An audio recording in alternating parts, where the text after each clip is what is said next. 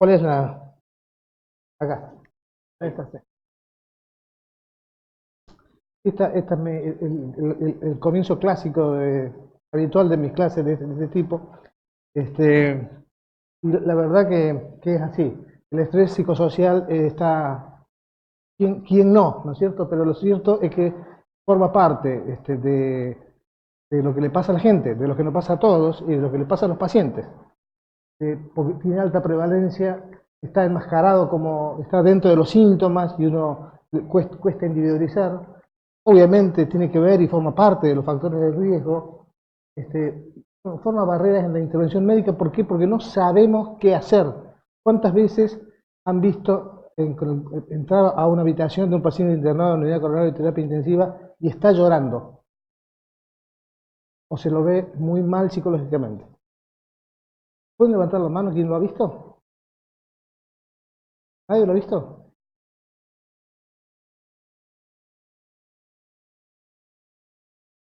El asunto es preguntarnos, los médicos, ¿debemos estar implicados en eso? Puede ser que sí o que no, es una controversia, ¿eh? Pero no sé, ¿qué opinan? ¿Tenemos algo que ver con eso? ¿Tenemos algo que hacer con ese tema? Es difícil. En primer lugar, porque no tenemos formación, porque no está en la currícula, ni de pregrado, ni de posgrado. Pero lo cierto es que eso, que uno podría decir el sufrimiento humano, forma parte de la enfermedad, también forma parte de la salud, hasta que llega la enfermedad, y bueno, y forma parte de la etiología y también de la evolución de los procesos, ¿no? Así que lo cierto es que las grandes instituciones en el mundo tienen previsto algo para ese grupo de pacientes que está pasándola mal, que está sufriendo, está viviendo eh, de una manera infeliz, ¿no? Bueno, la crónica infelicidad, que suele decir, tiene que ver con la enfermedad. ¿Dónde apunto? Bueno, todas esas cosas ocurren en la gente que está estresada crónicamente. Después vamos a definir qué es estrés y todo esto, pero todas esas cosas ocurren. Difusión autonómica, insulina resistencia, se ponen gordos, genera hipertensión, y ahí está marcado inflamación como está resaltado, porque en general, porque parece ser que la inflamación forma parte de las enfermedades crónicas en general, ¿eh? Y también de la cardiopatía. La cardiopatía isquémica, Ross hace muchos años ya la definió como una enfermedad básicamente inflamatoria. Activación plaquetaria, difusión endotelial, bueno, lo que ven ustedes ahí. Bueno, eso es lo que ocurre con esto. Pero a nosotros nos pasa esto, que a pesar de la relación evidente que hay entre origen y evolución, los médicos en general y los cardiólogos también, particularmente, que estamos acostumbrados a las leyes físicas más que al sufrimiento o la vida de la gente, no sabemos qué hacer. No hacemos nada, en realidad, porque no sabemos qué hacer.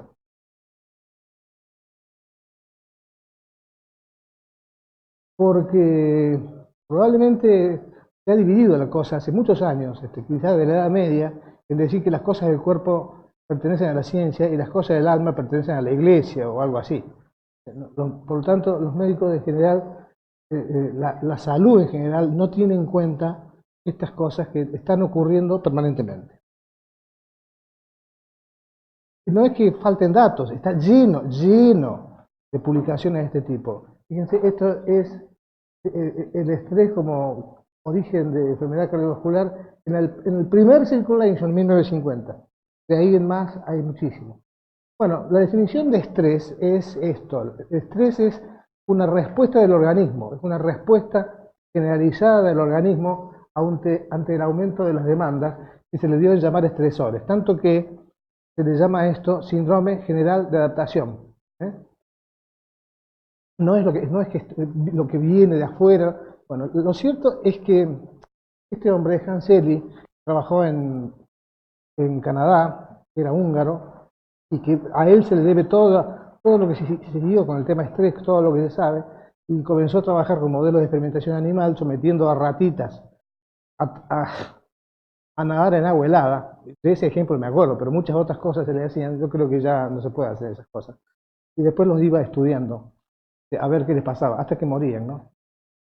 Pero en definitiva él se hizo muy, muy famoso y lo cierto es que definió al estrés como esto, como la respuesta, síndrome general de adaptación, porque es lo que le pasa al organismo cuando es sometido a diferentes circunstancias que aumentan sus exigencias o sus demandas.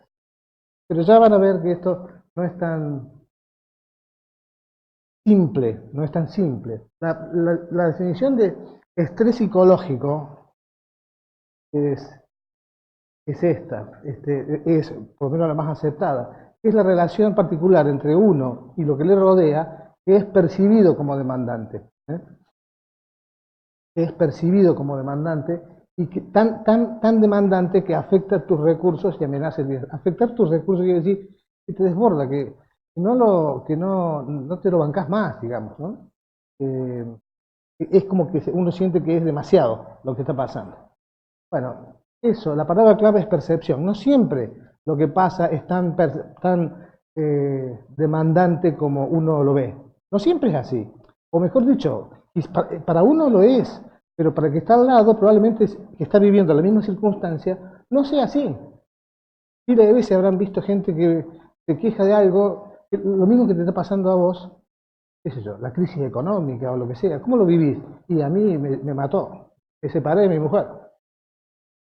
Y vos decís, no, yo vivo la misma situación y bueno, no es lo mismo. Sacan del cine con gente, pregunten qué opinan de la película que han visto, difícilmente van a encontrar dos opiniones iguales. Por lo tanto, la percepción de las circunstancias que tiene que ver con un modo particular de leer la vida es individual, es completamente individual y depende de una parte heredada, por lo menos del 50%, y de un aprendizaje desde la más remota niñez, especialmente los primeros años de vida, infancia y preadolescencia. Ahí están los estímulos que marcan cómo vos vas a enfrentar al mundo y a la vida. Cuando se describió estrés, ya lo describieron desde hace muchos años, dividido como en tres etapas. Una etapa donde cae, la etapa de alarma al principio, la injuria, donde baja la resistencia, pero después es como que uno va caminando por la vida a pesar de eso. ¿Y qué hacemos? Disimulamos. ¿Yo estresado? No, pues estoy bárbaro. La negación, ¿no? Y eso uno lo lleva a lo largo de los años y años y años, hasta que llega un día en que decís, no me quiero levantar hoy, basta, vale. Esa etapa donde el estrés o ansiedad se transforma en depresión, se hace comórbido con la depresión y la estimulación o la generación de tóxicos, digamos, es 10 o 20 veces mayor. Me vas avisando, ¿no? Por favor.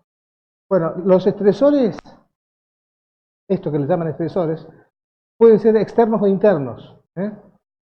Los externos, bueno, es lo que pasa, o mejor dicho, como vemos lo que pasa, pero a veces están los internos que se generan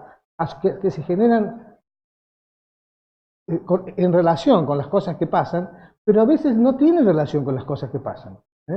Esos son esas cosas, pensamientos.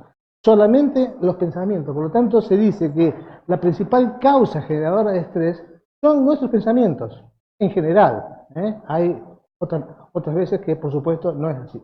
Los pensamientos. Lo cierto es que cuando existen estresores internos, todo está afectado. El sistema cardiovascular, el músculo esquelético, el sistema nervioso, depresión del sistema inmune, como veremos. Y la reacción de estrés es esta, la famosa lucha o huida, porque estamos como preparados para la pelea o para huir, ¿no? La activación es prepararnos para eso, para esas circunstancias extremas. Por supuesto, taquicardia, hipertensión, hiperactividad, trastorno del sueño, ansiedad. Los trastornos del sueño son como marcadores. Si uno se pregunta cómo está alguien, yo les sugiero, chicos, que hagan, cuando estén revisando a un paciente tomando la depresión, hagan una pregunta muy simple. ¿Cómo va tu vida? Mientras estás preguntando, la gente a veces no responde o no da bola con eso, pero a veces la gente se engancha y te cuenta algo y genera primero empatía, saben que estás un poco, por lo menos interesado, pareces interesado por sus cosas, que a la gente le gusta ser escuchada. Y a veces se comienzan a hablar y a veces no terminan más. Que también pasa, ¿no? Pero preguntarle cómo va tu vida, qué me cuenta del trabajo, de la familia, ¿eh? Cómo va todo. Hay que dar esa oportunidad. Es muy poco, es mientras estás haciendo el electrocardiograma. Después, obviamente, eso abre la posibilidad de otro diálogo, en otro momento, o una derivación, o lo que sea. Bueno, pero eso en general lleva a, primero a la negación, pero después a la mala adaptación, ¿eh?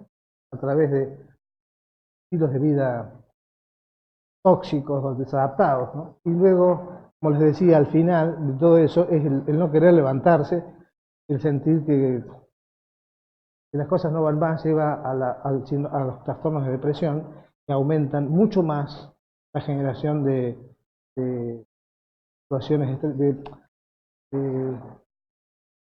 de mecanismos patógenos, digamos, mecanismos que generan más hipertensión, más estrés. Les decía que una cosa es lo que pasa y otra cosa es cómo vemos lo que pasa. La nena mirando la luna sería lo que pasa y atendiendo la definición que les decía recién, que estrés es una relación, la relación que existe entre lo que ocurre y lo que uno percibe, la percepción. Bueno, esa percepción tiene que ver con lo que le llaman filtros cognitivos. Y esos filtros cognitivos tienen que ver con una cantidad de cosas heredadas y aprendidas en la primera parte de la vida. Lo cierto es que la respuesta del organismo no depende de lo que pasa, sino de cómo uno percibe lo que pasa. Por lo tanto, no es lo que pasa, sino cómo vemos lo que pasa.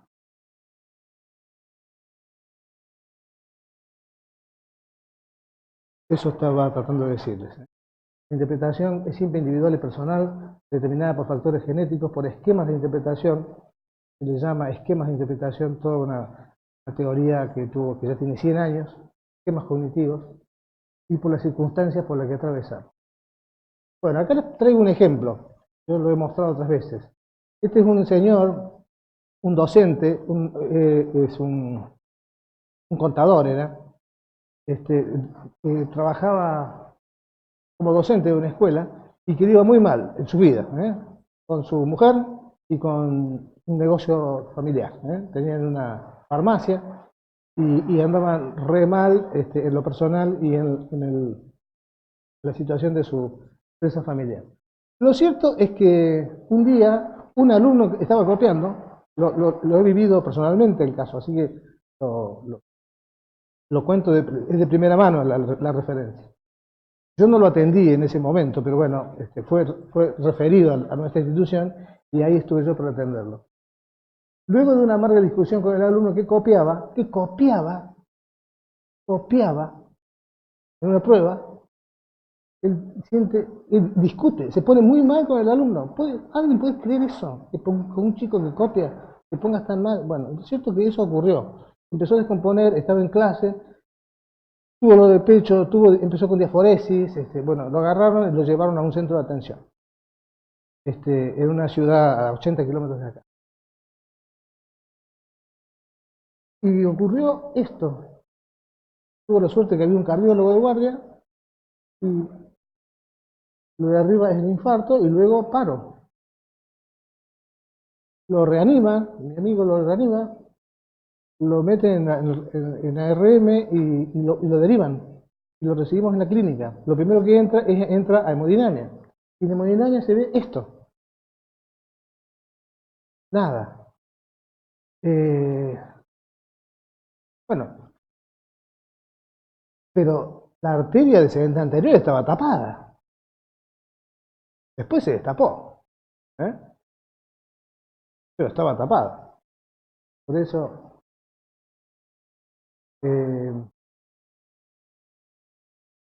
estas cosas también pueden ocurrir. Y esto fue, ¿cuánto? 2 o 3 horas después de que ocurriera lo que ocurrió, porque fue derivado inmediatamente. Llegó a la clínica, subió hemodinamia y lo que se hizo fue esto. Y después yo me puse a charlar con él. ¿Qué es lo que él había sentido o vivido con el chico que copiaba? Yo quería saber, porque hace mucho tiempo yo estoy obsesionado por saber qué es lo que la gente percibe y le genera tanto malestar. Es insólito que una solución, una situación que normalmente para cualquier docente es irrelevante, a este casi lo mata. Bueno, lo cierto es que se puso muy mal, pero por eso la discusión con el alumno es solo un gatillo disparador de una situación que tiene por arrastre a una situación muy amarga de vida, me parece a mí, ¿no? Y que en general lo que yo percibo o intuyo es que se trata de sensaciones de fracaso, sensaciones de amenaza, de degradación. Hay mucha gente que ha escrito sobre esto, especialmente por la situación de degradación y situaciones de pérdida. Todo lo que es percibido como pérdida hace relación con la pérdida de la vida. Por lo tanto, todo lo que uno percibe como un mordisco, como una pérdida laboral, de estimación, de afecto, de dinero, de oportunidades, de consideración de los otros, eso que se percibe como pérdida es lo que más genera dolor. Y dolor y, bueno, consecuencias. Todo eso que les he contado es cierto, pero también existen evidencias internacionales muy fuertes que muestran que, por ejemplo, en este estudio que se llamó el Whitehall Study, Whitehall quiere decir empleados públicos, que se hizo en Londres a través de un seguimiento de 25 años observando la mortalidad cardiovascular en relación a la jerarquía social de cada empleado público. Y encontró esto, 25 años de seguimiento a toda la población. Se encontró esto. Fíjense. ¿Puntero tiene esto? No, ¿no? ¿El puntito? ¿Será? Ah, sí. Esto es, lo que está en el 1, esto es la mortalidad media de la población.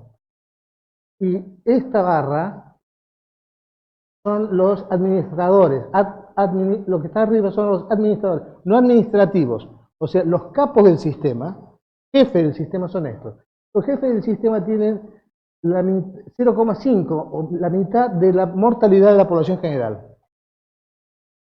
Lo que siguen acá son los ejecutivos, profesionales ejecutivos. Lo que siguen, clerical, le llaman ahí, estos son los oficinistas. Y los que están arriba son los ordenanzas. Por lo tanto, la diferencia de mortalidad que había entre los más capos y los que están abajo en la pirámide, digamos, es una diferencia casi de 2,5 puntos de diferencia, 250% de diferencia entre los que están más abajo y los que están más arriba del sistema. Este estudio fue muy importante, las otras barras son porque, como son 25 años de seguimiento, se los puedo seguir hasta los 69 años de edad o hasta los 90, pero siempre la mortalidad se relacionaba con la jerarquía social. Fue muy importante el estudio porque dio por tierra con la idea tradicional que uno tiene, que el estrés y la enfermedad tienen que ver con el compromiso y con la responsabilidad. No, es al revés. El que está peor es el que está más abajo en la escala social. Por lo tanto, hay esa brecha que le llaman, brecha social y brecha en salud. Bien, estudio muy importante. Y luego, bueno, el estatus socioeconómico estuvo inversamente asociado a mortalidad por enfermedad coronaria en empleados públicos con y sin enfermedad coronaria previa. Y luego este estudio, el INTERHAD,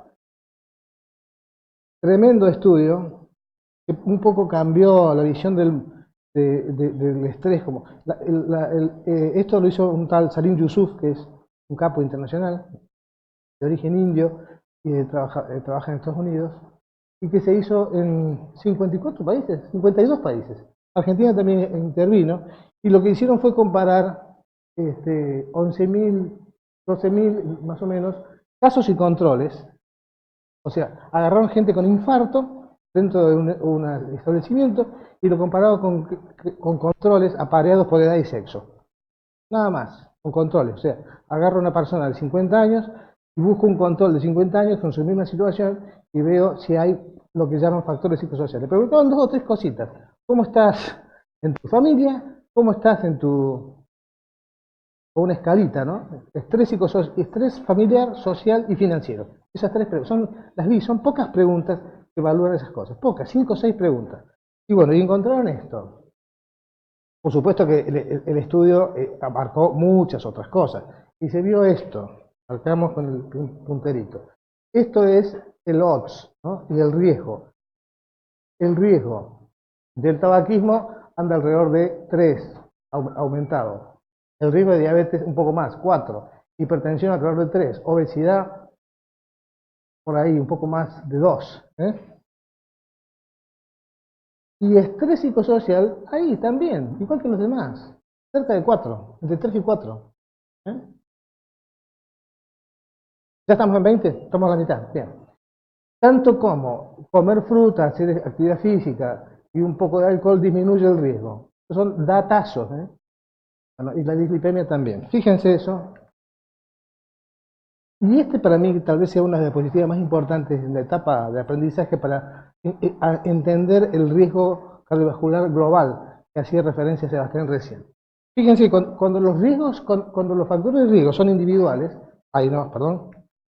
por ejemplo, fumar acá es entre 2 y 4, diabetes, hipertensión sola, dislipemia, OBA, pero cuando están los 4 juntos, fíjense, que promedio de 3 a 4, los 4 juntos, el riesgo va a 32, a 40, 50 veces aumentado el riesgo, por tan solamente esos 4. Si le sumamos factor 0, no sé qué es esto. Bueno, con riesgo psicosocial, con factor psicosocial, el riesgo va acá. 200 veces aumentado. Y si están todos los factores de riesgo, el riesgo es mucho más alto todavía. Por lo tanto, es la asociación de los factores, no un factor, ¿no? Pero la asociación no es la sumatoria, es una multiplicación, un aumento geométrico del riesgo. Bueno, volvamos al tema estrés. El estrés agudo, que es lo que pasa normalmente cuando uno está acá hablando o cuando tiene que estar con una discusión, una charla telefónica tensa o cualquier situación así, ocurre eso y eso se llama estrés agudo y es una situación normal, sin la cual no podríamos vivir. Y genera movilización de energía, se mejora la cognición, nos ponemos más atentos, aumenta el tono vascular, pero simultáneamente hay disminución de lo que se le llamaría funciones a largo plazo. En ese momento se suprime la digestión, el crecimiento, la reproducción y se deprime el sistema inmune. Esto es lo que pasa siempre. Por eso cuando uno está activo no tenés apetito, no tenés ganas de comer cuando estás tenso y puesto en la lucha, digamos. No, en ese momento no, después, con la relajación viene... Bueno, eso es lo normal, pero lo normal es que pase inmediatamente después o poco tiempo después. Lo anormal es que persista. Hay gente que le ocurre esto a lo largo de mucho tiempo, demasiado tiempo. No solamente le estresa la situación por la que está atravesando, sino que eso no lo deja dormir. Entonces se transforma en estrés crónico. Todo lo bueno que tiene el estrés agudo es malo en el estrés crónico. La movilización de energía te genera mialgias, cansancio. Lo que es mejor para la cognición en lo agudo es déficit cognitivo en lo crónico. Hay una parte de hipertensión inducida por estrés. Lo digestivo, por supuesto, ya sabemos, hiperacidez, úlceras, colopatías. Esto yo lo he visto, gente que una nena abandonada por su mamá a los 5 años dejó de crecer. Dejó de crecer. Bueno. Y por supuesto, la depresión inmune que genera el mayor riesgo de enfermar, que a todos nos pasa. ¿Quién no tuvo un herpes después de un examen? ¿Quién no tuvo un resfrío o tuvo una neumonía o lo que sea? Es típico y ocurre habitualmente después, después. A veces hay gente que dice, qué cansancio tengo, qué dolor muscular tengo, y no se da cuenta del estrés que pasó la semana anterior. Es así, siempre es un poco después. Bien, por eso es que esto es bueno 5 minutos que dura eso, pero no 5 días, 5 meses, seguramente moriríamos ahí arriba, de algo que es tan lindo. Por eso, dependiendo de la magnitud y el tiempo, le llaman el estrés normal, y dice estrés o simplemente estrés a lo que se llama estrés crónico. Bueno, voy a tratar de ir más rápido. El estrés comienza en el cerebro y termina en las suprarrenales. Es una situación que termina en el aumento de interleuquinas, de estímulos proinflamatorios, pero a su vez, y obviamente en la secreción de cortisol y adrenérgicos, ¿no? Y que eso hace todo un circuito inverso, un circuito vuelve al sistema nervioso central y impide que se corte la reacción. Además del daño que genera, nada más que el cortisol. El cortisol es como neurotóxico, genera daño cerebral e impide que la reacción de estrés tenga un corte. Entonces continúa generando, perpetuando los mecanismos. Bueno, en definitiva, se trata de un desbalance autonómico. Hay un hipersimpaticotonismo y una disminución de lo parasimpático que tiene que ver con el sueño, con la reparación, con la relajación, con el descanso, etc. Voy a pasar, si no... los síndromes coronarios agudos tienen mucho que ver con... y la depresión está muy asociada en eso, interleuquinas, factores inflamatorios, cortisol, actividad parasitaria, esas mismas cosas. Cuando uno ve una placa, esto se conoce porque se le decía la enfermedad coronaria es una enfermedad básicamente inflamatoria, porque la anatomía patológica de la placa es eso. Por debajo del core lipídico hay linfocitos, hay macrófagos, tanto que la idea, la teoría, es que esos macrófagos son secretores, probablemente secretores, de metaloproteinasas que rompen el endotelio, y ese es el origen de la ruptura de la placa. Por lo tanto, es una enfermedad inflamatoria. Bueno, acá para que ustedes miren solamente lo que ya fue visto, lo que les mostré en lo que dicen los estudios anteriores, pero acá estos son estudios de depresión y eventos, estos son estudios epidemiológicos sobre la población sana. O sea, seguimiento de gente deprimida a lo largo del tiempo, sanos. Y bueno, y lo que se ve es el riesgo de eventos cardiológicos, eventos cardiovasculares. Y siempre anda alrededor de 2, 2,5. Bueno, eso es depresión. Esto es ansiedad. La ansiedad aparentemente es un poco menos. Un poco menos. Bueno, el score de depresión, los BEC son cuestionarios que están a disponibilidad de todos, Yo se los puedo alcanzar a quien lo necesite. Lo utilizo mucho en mi práctica diaria y es una cosa muy simple. Son 21 preguntas que la gente responde, tic, tic, tic, tildando, y uno con eso tiene un score. Y el score de 0 a 9 es normal, de 0 a 9. De 9 a 18 es leve, de 18 a 19, una cosa así, es moderado y por encima es grave, de depresión. Y lo mismo para la ansiedad. Son 2 hojitas que uno le entrega al paciente mientras se lo da y el paciente lo llena cuando quiere, digamos. Como espera en el consultorio o internado de un día para otro. Lo he aplicado montones de veces. Los residentes de nuestro servicio también lo han hecho. Cuando quieren, a veces no quieren. Bueno, fíjense esto, sobrevida libre de eventos después de un infarto, según los cuestionarios de Beck. Y se ve que la sobrevida es mucho menor en lo que el Beck es mayor de 19, o sea, entran en depresión moderada a partir de los 19. 19 es leve. Bien. Y después se ha buscado estresores individuales, por ejemplo, hostilidad. Se buscó aislamiento social, vivir solo, no tener grupos. Bueno, genera aumento del riesgo. Otros, trastornos del sueño, solamente trastornos del sueño. Hay un riesgo aumentado como de 2. Bueno, depresión, 2. Este es un trabajito que hicimos nosotros, que también evaluamos un caso control igual, pero con 80 pacientes por grupo. 80 infartados o con síndrome coronario agudo comparado con 80 controles sanos. El riesgo dio eso, depresión, 3 puntos de aumentar el riesgo y de ansiedad también. Dio parecido. Bueno. Ustedes saben de la famosa personalidad tipo A que tenía un montón de componentes que después se desestimaron con el tiempo y se sabe que los puntos que caracterizan a la personalidad tendiente a desarrollar eventos y mala gestión, digamos, de la vida, es esas tres que están a la derecha: hostilidad, cinismo y agresividad. Hostilidad, cinismo y agresividad. Se mezcla ahí también la desconfianza. Son actitudes que tienen que ver con la enfermedad.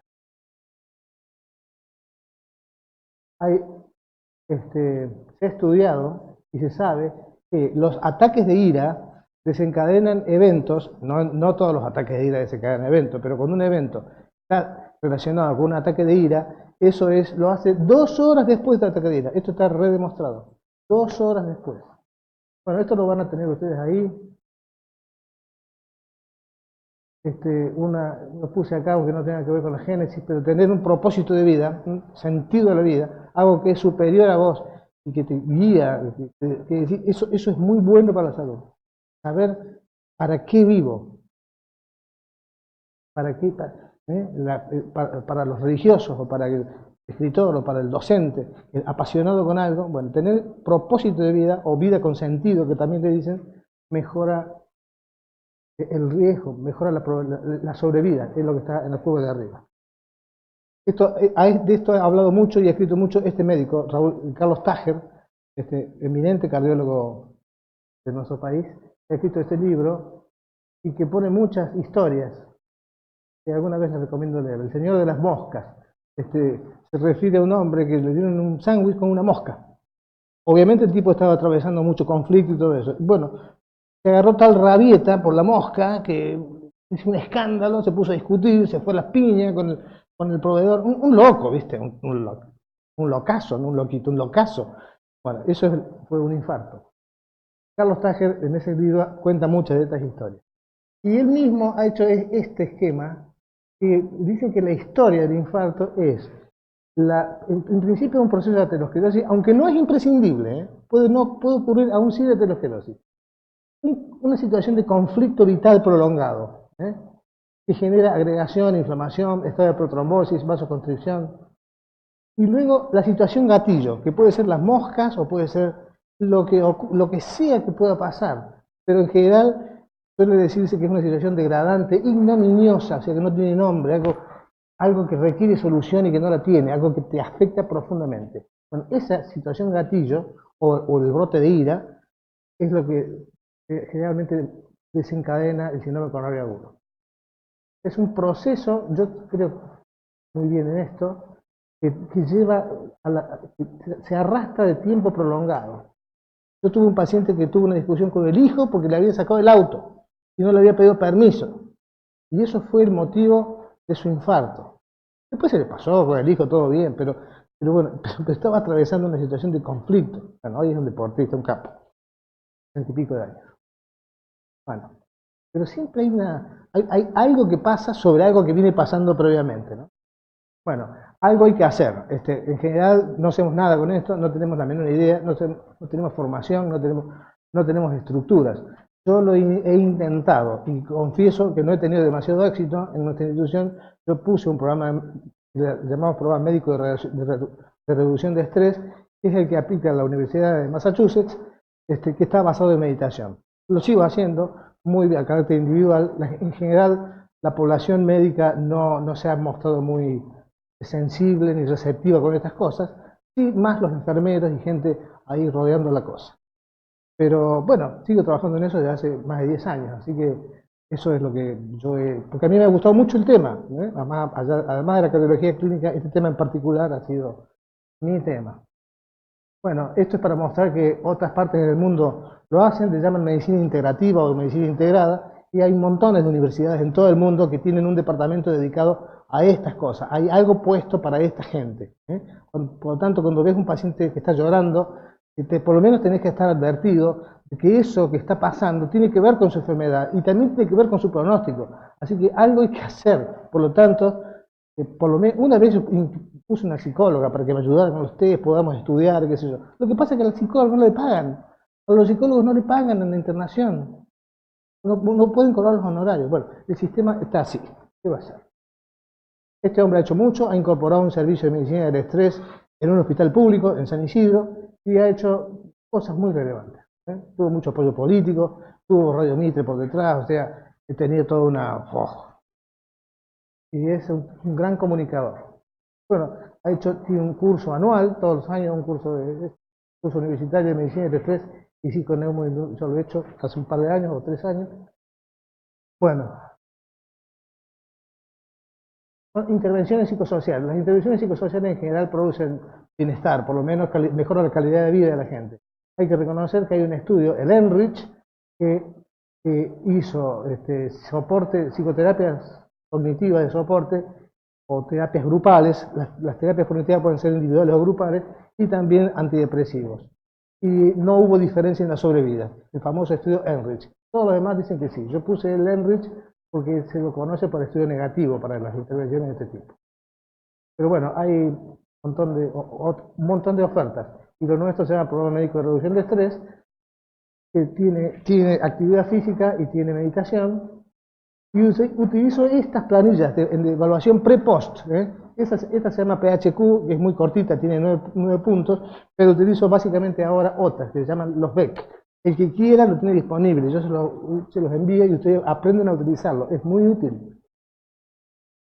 Bueno, lo que este programa muestra es eso, es tremendamente efectivo, tiene nada más que 8 semanas y genera, pues son publicaciones internacionales, una reducción de síntomas a la mitad, entre el principio, 0 y las 8 semanas, que se mantiene en el tiempo, tanto en ansiedad como en depresión. Se los cuento porque para que sepan que esto existe. Y esto es una prueba que yo hice en el estudio piloto con los pacientes nuestros, y también muestra lo mismo. No es lo que hago yo, es lo que hace la gente. Introducir la meditación. Sirve. Es un recurso más. Listo. ¿Estuve? ¿Llegué? ¿Llegué?